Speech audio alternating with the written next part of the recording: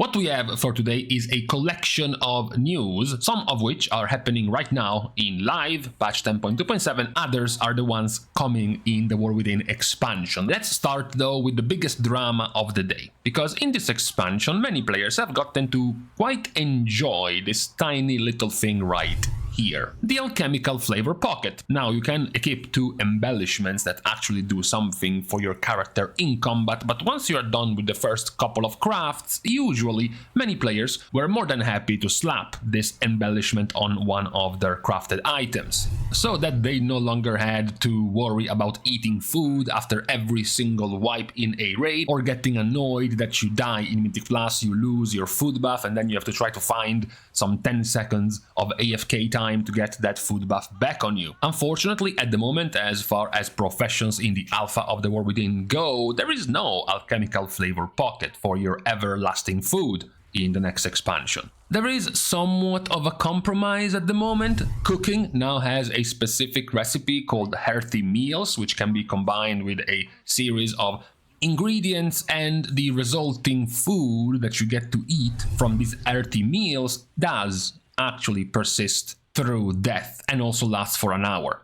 So it's sort of like a flavor pocket embellishment of right now. It is still left to be seen if this is the best type of food you can use, or if it's a compromise, like we are giving you a slightly weaker food that persists through death.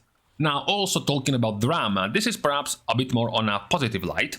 Many players over time have bought the toy, the Atomic Recalibrator, the get yourself in a different race for an hour type of toy.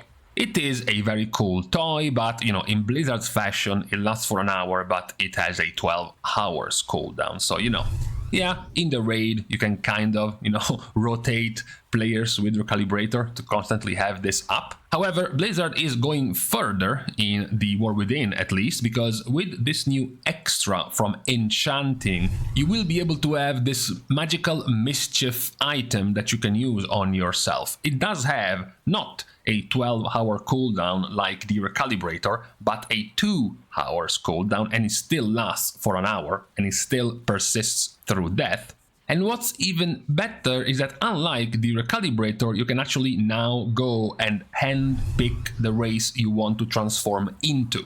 Now, the duration is varying between 20 to 60 minutes depending on the quality of the craft. Likely it's, rank 1, 20 minutes, rank 5, 60 minutes. And this effectively gives you a 50% uptime on the race you want, with a 1 hour duration and a 2 hour cooldown. So it significantly boosts up the amount of time you now get to run away from your ugly race you chose because it has the best racial you wanted. Like, for example, if you are a priest playing a goblin because you wanted your rocket jump even though you hate playing goblin. This will now be coming to the rescue in the next expansion.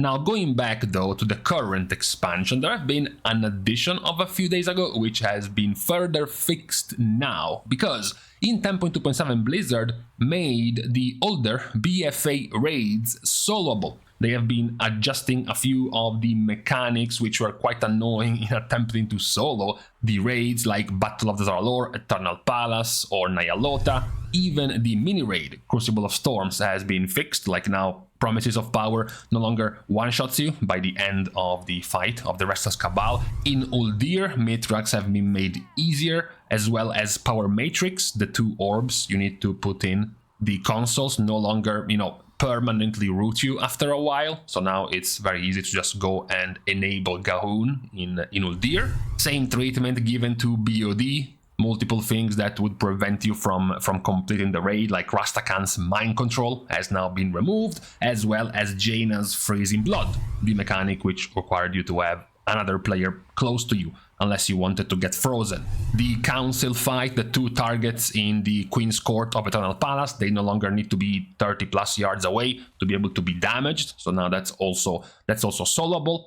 And same goes for a bunch of changes in Nyalota, like for example for N'Zoth and Carapace not needing the legendary cloak to actually, do the fight. Talking about raids though, something weird is happening with the very close release to Mists of Pandaria Remix. As a reminder to everyone, if you're watching this video shortly after it came out, it's about 3 days from the release of Mists of Pandaria Remix. It's gonna be Thursday at 7 p.m. EU time and roughly 10 a.m. NA time on Thursday. So not on the weekly reset, not on Tuesday or Wednesday in NA in EU, but the day after that with a global release. Now what's weird is that a few things tied to Mists of Pandaria have started getting wonky, even in retail. For example, players have been reporting multiple of the Mists of Pandaria raids suddenly having a 24-hour lockout and no longer being on a weekly cooldown.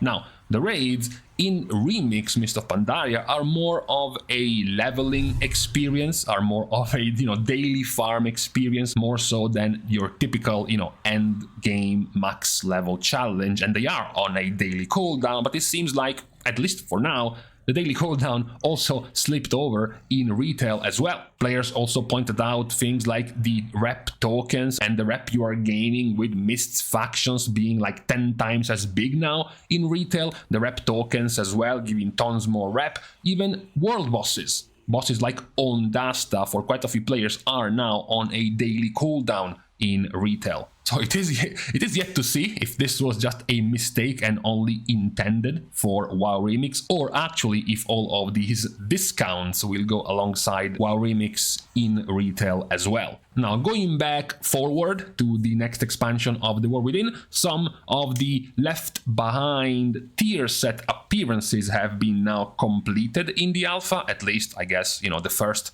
iteration of these tier sets. You have the finished now Hunter tier set. It's still like okay, I guess it has some hunter themes around it, the bones, the leather, the fur, okay-ish. I'm still not that big of a fan. That seems to be the theme around hunter sets. The mage one also completed. It's interesting. It's a mix of typical Kirin Tor, purple, violet themed particle effects for mage, but also this extra cape and cloak looking more priesty as well for the set of mage. And lastly, of course, the finishing one that was memed on as warlock, now having quite the spooky Shivara themed 6-armed particle effects on your shoulders as a warlock. It would be pretty cool if those arms actually also started flailing around, perhaps different animations based on different spells. Maybe have them clap every time you crit, for example. That would also be pretty cool.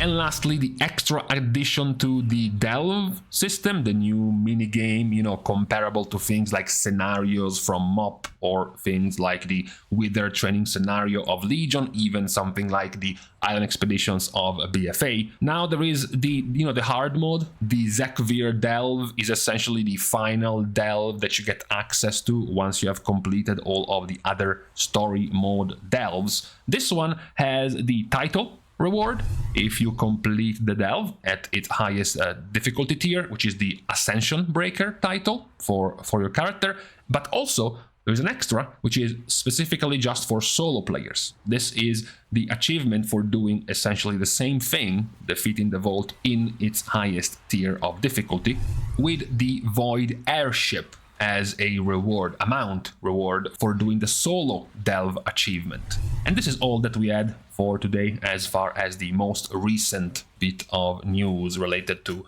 both the end part of Dragonflight as well as the news coming from the War Within's alpha going on right now. So for today, on this Monday, it's time to leave each other. Thanks, of course, as usual, to all of the Patreon supporters for the contribution and the help to the growth of the channel, which can, as usual, also be given completely for free by liking and commenting down below on this video, as well as subscribing to the channel itself.